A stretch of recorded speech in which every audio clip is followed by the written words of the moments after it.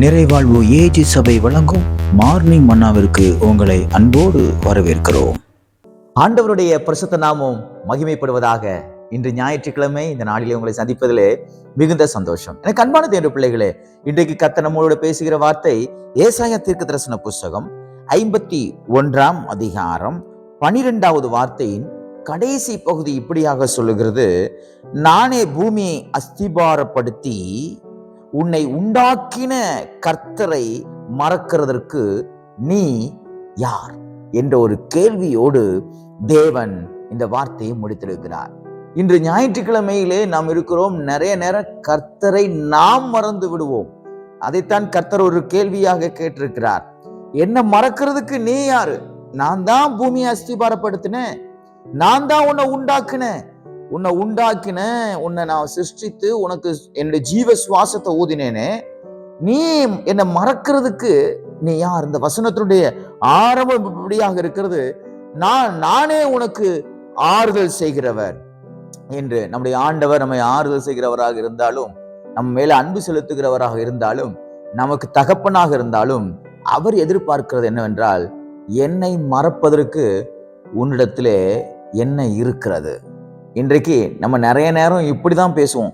கர்த்தர் என்ன மறந்துட்டாரு, அதனாலதான் இந்த காரியம் நடக்கல, அந்த காரியம் நடக்கலன்னு சொல்லி அநேக நேரங்களில் நம்ம புலம்புவது உண்டு. ஆனால் கர்த்தரே இந்த வார்த்தையை சொல்லுகிறார்: என்ன மறக்கிறதுக்கு நீ யாரு? நான் தான் உன்னை உண்டாக்குனேன். இன்னைக்கு நீ ஜீவனோடு இருக்கிறாய் என்றால் அது நான் உனக்கு கொடுத்த ஈவு. இன்னைக்கு உனக்கு வீடு வாசல் இருக்கிறது என்றால் அது நான் உனக்கு கொடுத்த ஈவு.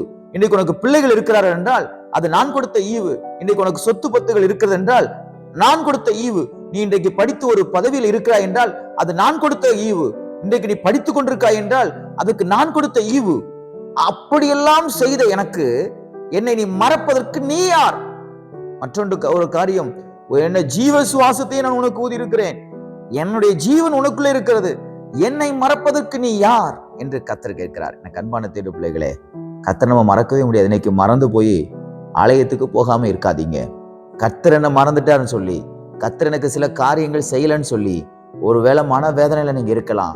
வசனத்துடைய முதல் ஆரம்பம் இப்படியாக சொல்கிறது: அவரே உங்களுக்கு ஆறுதல் செய்கிறவர், அவர் உங்களை ஆறுதல் படுத்துவார், உங்களுக்கு சமாதானத்தை தருவார், உங்களுக்கு சந்தோஷத்தை தருவார். ஆனால் நீங்கள் அவரை மறந்து இன்னைக்கு ஆராதனையை விட்டுட்டு, ஆலயத்தை விட்டுட்டு, ஆமென், அங்க போன இங்க போனேன்னு நீங்க எதுவுமே சாக்கு போக்கு சொல்லாம கர்த்தரை தேடுகிறவர்களுக்கோ ஒரு நன்மையும் குறைவுபடாது.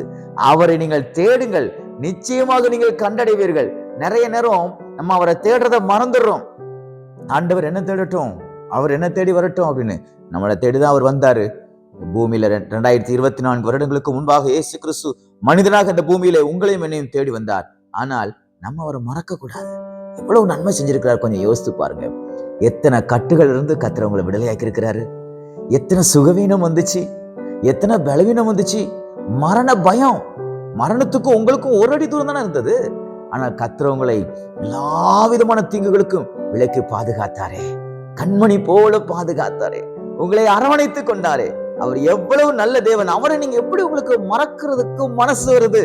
மனுஷங்க சொல்லுவாங்களே, அவன் உனக்கு அவ்வளவு நன்மை செஞ்சிருக்கிறானே, அவனை நீ எப்படி மறக்க முடியும்? நீ எப்படி உனக்கு அந்த மனசுலாம் இருக்குன்னு கேட்பாங்க பாருங்க. அதே மாதிரிதான் நானும் கேட்கிறேன். உங்களை உண்டாக்கினவர் உங்களை தாயின் கற்பத்துல அழிப்பதற்கு தகப்பனும் தாயும் முற்பட்டார்கள். ஆனால் கர்த்தர் அதை அழிக்க விடாம உங்களுக்கு ஜீவனை கொடுத்து இன்னைக்கு வரைக்கும் வச்சிருக்கிறாரு. உங்களுக்கு வேலையை கிடைக்கிறதுக்கு எத்தனையோ பேர் எத்தனை மணினார்கள். ஆனால் கர்த்தர் அது எல்லாவற்றிலும் இருந்து கர்த்தர் உங்களை நீக்கி இன்னைக்கு வேலையை கர்த்தர் உங்களுக்கு கொடுத்திருக்காரு.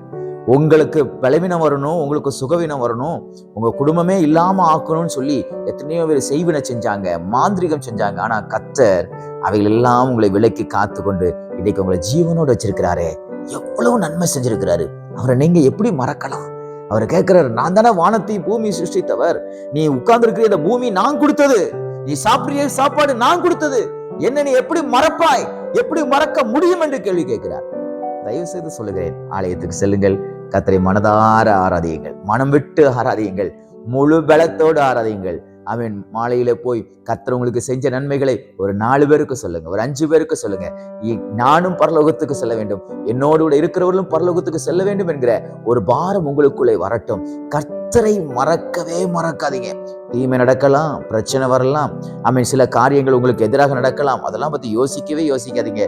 எல்லாவற்றையும் தேவன் சரியான நேரத்திலே அதை உங்களுக்கு நேர்த்தியாக செய்து முடிப்பார். இந்த நாள் முழுவதும் உங்களுக்கு கர்த்தர் ஆசீர்வதிப்பாராக. இந்த நாள் உங்களுக்கு ஒரு விடுதலை நாளாக இருப்பதாக. God bless you.